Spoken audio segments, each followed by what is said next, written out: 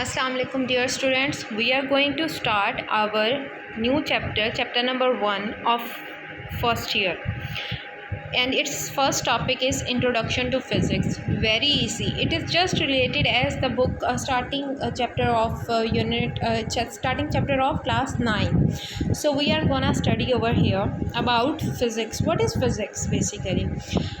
So let me introduce you first towards the word natural philosophy. That what is natural philosophy? About hundreds of years a man have remained ever and ever conscious and curious about the world. इंसान को बड़ी दिलचस्पी होती है different चीज़ों के बारे में, उसे क्यूरियोसिटी होती है, उसको स्टडी करने की क्यूरियोसिटी होती है, उसको देखने की क्यूरियोसिटी होती है कि ये है काम हो रहा है तो क्यों हो रहा है, ऐसा हुआ है तो क्यों हुआ है।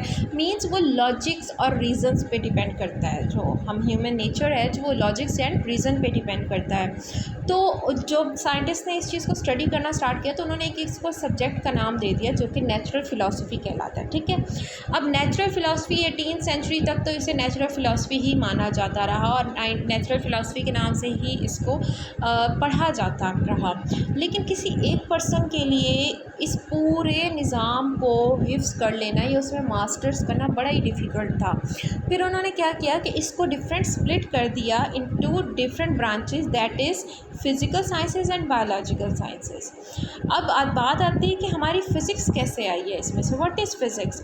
अगर फ़िज़िक्स की बात की जाए तो वो एक ऐसी ब्रांच है जो कि रिलेशनशिप शो करती है between what energy and matter. It is a relationship between energy and matter और उनका दरमियान में आपस में इंट्रैक्शन क्या है। मतलब अगर मैटर की वजह से उसकी मूवमेंट या उसमें जो रिएक्शंस होते हैं उसकी वजह से जो एनर्जी प्रोड्यूस होती है, उन दोनों का आपस में क्या रिलेशन है।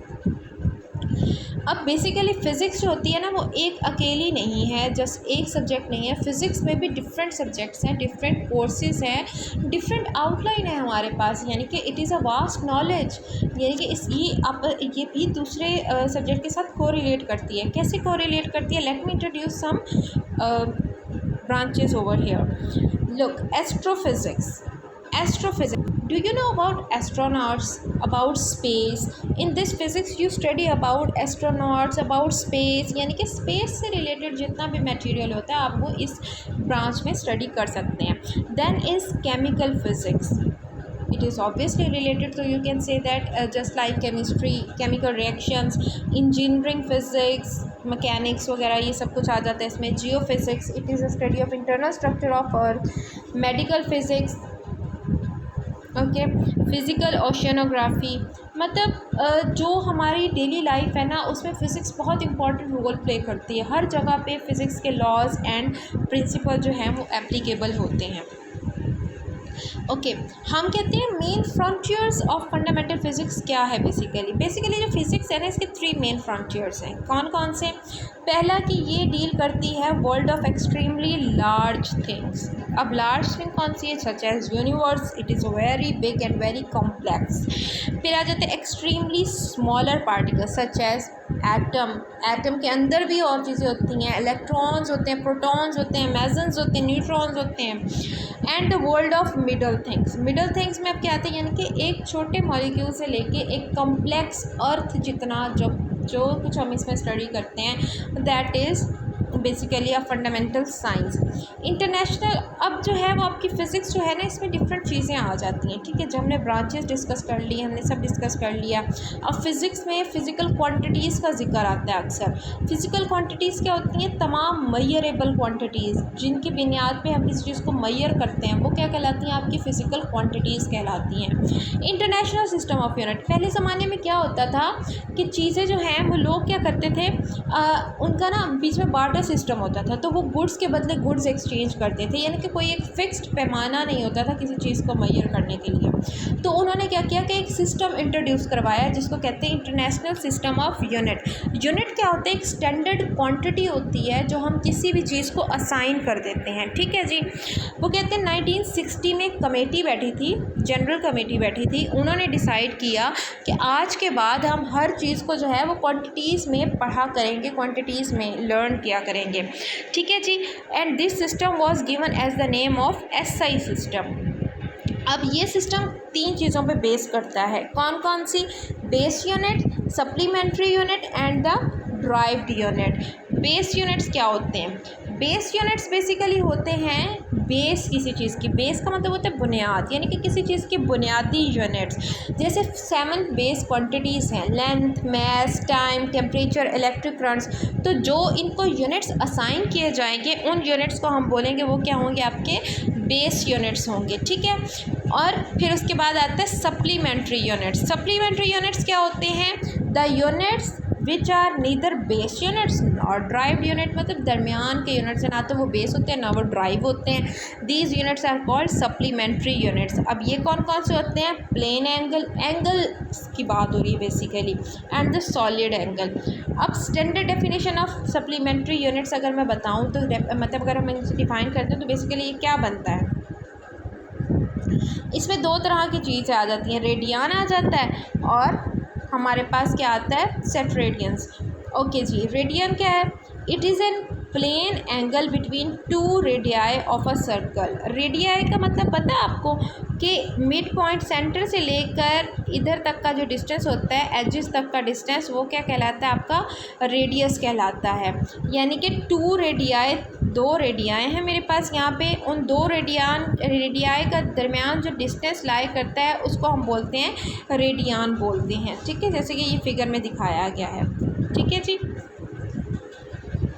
फिर आ जाते हैं सेट्रेडियंस। सेट्रेडियंस में क्या आता है आपके पास? एक ऐसा एंगल है कि जो कि 3 डायमेंशनल एंगल होता है और सेंटर से स्टार्ट होता है। It is sphere equal square of the radian. This is basically steradian. You can see over here it is 3 dimensional angle. 3 dimensional मतलब इस तरह से एक्स, वाई और ये जी, ठीक है। फिर उसके बाद हमारे पास आता है ड्राइव्ड यूनिट्स। ड्राइव करने का मतलब होता है किसी चीज़ से अखज़ करना, निकालना, ठीक है। तो बेस यूनिट से जब हम यूनिट्स को ड्राइव करते हैं तो these are known as derived unit. Base quantities और ड्राइव क्वांटिटीज़ का मैंने एक चार्ट आपके सामने शो किया है। ये हमारे पास हैं बेस क्वांटिटीज़ और ये हमारे पास हैं ड्राइव्ड क्वांटिटीज़, ठीक है जी। ये हमारे पास ड्राइव क्वांटिटीज़ हैं और ये हमारे पास बेस क्वांटिटीज़ हैं। बेस क्वांटिटीज़ में अगर आप देखें ये लेंथ है, मास है, टाइम है, टेम्परेचर है, इलेक्ट्रिक करंट है। और ड्राइव क्वांटिटीज़ में जो इनसे length multiply by length volume बनता है। मास इज इक्वल टू, मास जो है वो बेस क्वांटिटी है और डेंसिटी जो होती है वो मास ओवर वॉल्यूम होती है, वो हमारे पास ड्राइव क्वांटिटी यूज़ हो गई। फिर उसके बाद टाइम टी जो है वो सेकंड्स में मेजर किया जाता है। वेलोसिटी जो होती है वो मीटर पर सेकंड में मेजर की जाती है, ठीक है। ये ड्राइव्ड और बेस क्वांटिटीज़ के दरमियान का क्या है आपका एक चार्ट बना हुआ है, ठीक है। फिर उसके बाद कहते हैं साइंटिफिक नोटेशन क्या होती है। साइंटिफिक नोटेशन मेरा बेटा ये होती है कि आप अगर मतलब किसी भी नंबर को स्टैंडर्ड फॉर्म में एक्सप्रेस करना, यानी कि एक नंबर है आपको दिया हुआ है, ये नंबर आपको दिया हुआ है 134.7, इसको मैंने स्टैंडर्डाइज़ करना है। स्टैंडर्डाइज मतलब 1 डेसिमल से पहले जस्ट 1 डिजिट आना चाहिए। तो मैंने क्या कर दिया 1.347, मैंने क्या कर दिया इस पॉइंट को मूव करके 4 और 3 के बाद ले गई। तो क्या हुआ, मैंने 2 डिजिट्स मूव किए तो multiply by 10 raise to power 2। तो ये बन गया एक साइंटिफिक नोटेशन। अगर उसी तरह से हम देखें आपका ये वाली डिजिट, ये देखें तो ये क्या बन रहा है 0.0023। इसको हम कैसे एक्सप्रेस करते हैं, यहाँ पे पॉइंट कहाँ लाए कर रहा है, कहीं इस दरमियान में 0 से पहले, 2 से पहले। तो क्या करेंगे हम इसको मूव करेंगे, 3 डिजिट्स मूव करेंगे और ये बन जाएगा 2.3 multiply by 10 raise to power -3। Minus अब लगाएंगे, ठीक है जी।